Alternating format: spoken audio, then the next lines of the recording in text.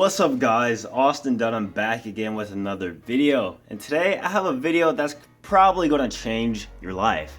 Now I'm just kidding though, but today I'm going to teach you how to make bodyweight exercises harder and how to apply the progressive overload principle to bodyweight training. So first, let's discuss what progressive overload means and what it is. I'm trying to keep it as basic as possible for you guys.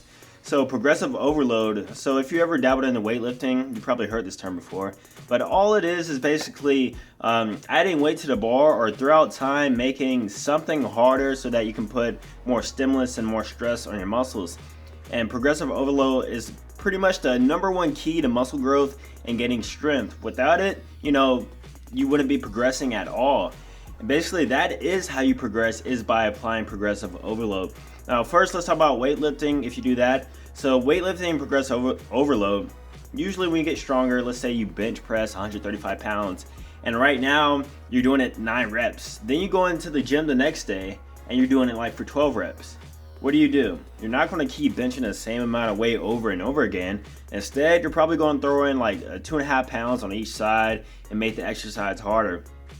Now with bodyweight training, we can still apply this progressive overload principle to basically everything, all the skills and exercises. So there's 2 ways to apply progressive overload to bodyweight training. Let me tell you the first way, and probably the most common way, and that is simply to add weight to your exercises. Now for example, let's say you're doing push-ups, you could do 20 reps, and it gets too easy. So instead you ask your brother or sister to sit on your back, or maybe you have a backpack on and you do push-ups that way.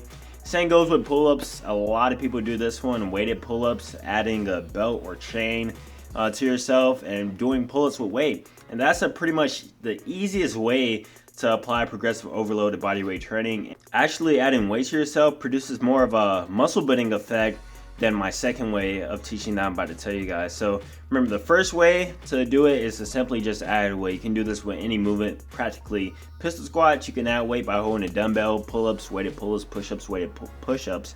But the second way, in order to apply progressive overload to calisthenics or bodyweight training, is my preferred way of doing it, and this is how I get crazy strength. And this is what I recommend to gain crazy strength also. Now that way is simply reducing leverage and changing your body throughout space. Now what does this mean? This means changing the way you do the exercise so that it's simply just harder.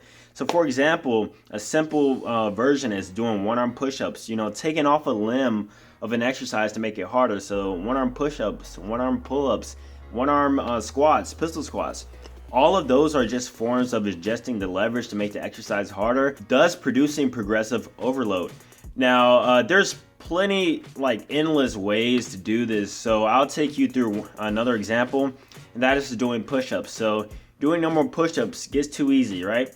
So in order to adjust the leverage, you can put your feet on a stool or raise your feet or do something like that. Then you can do it that way. Then once that gets too easy, you can dive into one-arm push-ups. That's, for example, removing a limb to make the exercise harder.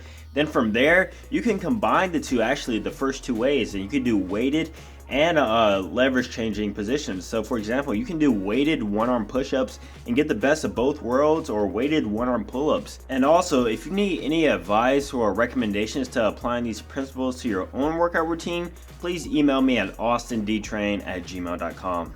Now like I said, you just got to be creative with all this stuff. Those are basically the 2 most practical ways of using progressive overload with bodyweight training. So add weight or change the leverage of the exercise. Now today I hope you guys learned something, and please apply this to your bodyweight training and skills training and all that stuff, because like I said, without it you will not see results. So if you learned something new today, please give a thumbs up, subscribe for future videos, and I'll be back soon guys. See you next video. Peace. Constant, we passing it. Money, old diamonds froze, running around the city. Just roll, muddy pole, running around the city. Money got a dance and she be shaking ass.